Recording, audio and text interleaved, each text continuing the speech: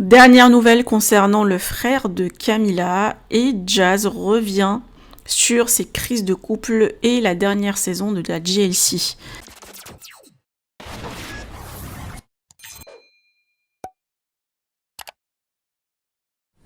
Depuis plusieurs jours, Camila et Noré sont toujours absents des réseaux, laissant leurs abonnés inquiets et dans le flou. Plusieurs rumeurs circulent sur l'état de santé du frère de Camila, actuellement dans le coma.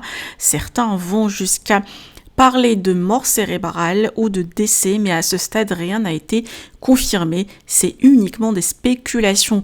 Noré a tout de même tenu à partager un court message cette semaine dans lequel il remercie leur communauté pour le soutien, tout en précisant qu'ils ont encore besoin de prières. Un silence lourd qui en dit long sur la gravité de la situation. Camila, quant à elle, n'a pas repris la parole depuis l'annonce et continue de traverser cette épreuve dans la plus grande discrétion.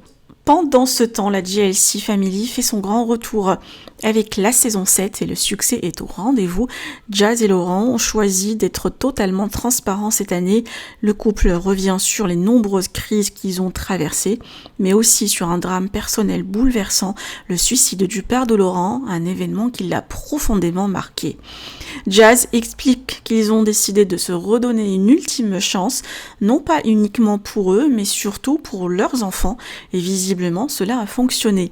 La famille apparaît plus soudée que jamais. Jazz profite également de cette nouvelle saison pour s'adresser aux internautes en détresse, leur prodiguant des conseils précieux sur l'amour, le pardon et l'importance de la communication. Entre douleur, reconstruction et renaissance, ces familles emblématiques continuent de toucher et d'inspirer leur public. Dites-moi tout en commentaire, n'oubliez pas de liker la vidéo et de vous abonner à la chaîne. Hello tout le monde, j'espère que vous allez bien. Je voulais vous faire un petit message en direct aujourd'hui pour vous remercier déjà dans un premier temps de tous les beaux messages que je reçois concernant la JLC. C'est une dinguerie. Je pense que en cette saison, je n'ai jamais reçu autant de beaux messages. Donc voilà, déjà merci beaucoup pour tout cet amour, ce soutien que vous me donnez. Genre vraiment, c'est une dinguerie. Et je voulais aussi vous dire que parmi tous ces beaux messages, je reçois beaucoup de témoignages de femmes blessées, de femmes tristes et tout, et ça me fait beaucoup de peine. Et en même temps, je me dis, voilà, est-ce que je peux répondre à ces questions? Est-ce que je peux vous aider? J'en sais rien, j'avais pas prévu de faire ça, mais je me dis pourquoi pas.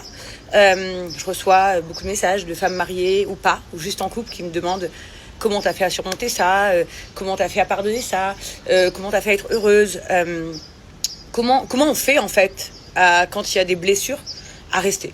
Parce qu'aujourd'hui, la majorité des choses qu'on voit sur les réseaux sociaux, on vous dit que quand il y a des blessures, quand il y a ci, quand il y a ça, il faut partir. Alors, arriver à un stade, et puis selon les histoires de chacun, il faut partir. Mais si on a envie d'essayer, on peut essayer de rester, on peut essayer de réparer, on peut essayer d'être un nouveau couple avec la même personne. Mais ça, par contre, il faut être deux pour le vouloir. Parce que si je peux vous donner un conseil, c'est de le faire dans un sens unique, c'est de l'autodestruction. Quand vous voulez sauver la chose et que vous souffrez intérieurement mais vous faites tout pour sauver la chose, mais que la personne avec qui vous êtes n'essaie pas aussi de sauver la chose, je pense que c'est reculer le problème et à la finale c'est vous qui allez encore souffrir. Je pense que la première chose à faire, c'est vraiment de se diagnostiquer soi-même son propre couple, pas avec l'aide de vos amis, pas avec l'aide de votre famille, parce que c'est rarement exactement auprès de ce que vous pensez vous, mais c'est d'abord vous. Vous, est-ce que vous avez envie de sauver votre couple? Je pense que je vais faire un petit sondage. Alors, j'essaye même pas de le réparer. Autant je le répare, il va se recasser. Il n'y a aucune garantie que si je répare mon t-shirt, là, il va pas se recasser. S'il faut, il va se recasser. Mais au moins, j'aurais essayé, après, je le jette. C'est pas grave. Mais autant je vais le réparer. Et en fait, il va être super solide et peut-être encore plus solide qu'à la base. On peut reconstruire un couple avec la même personne. Mais les gars, c'est un putain de challenge. Je vous jure, c'est pas un truc simple. Donc, voilà. Première, merci beaucoup pour tous vos messages. Merci d'être fière de la femme que je suis devenue aujourd'hui. Merci de me donner beaucoup de courage. J'ai passé des centaines de milliers d'heures à réfléchir sur moi, à pleurer, à perdre espoir, à perdre confiance en moi. Et en fait, je m'attendais pas, en racontant si peu dans la JLC, d'avoir autant de demandes d'amour, en fait, parce que c'est de l'amour. Vous me demandez genre, sauvez-moi.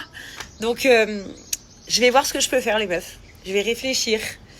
Et si peut-être je peux vous donner des petits tips, je vais le faire. Voilà. Voir, parce que je reçois tellement de messages, genre, Ça me fait bizarre, mais d'un autre côté, moi je suis pas Lucie, hein.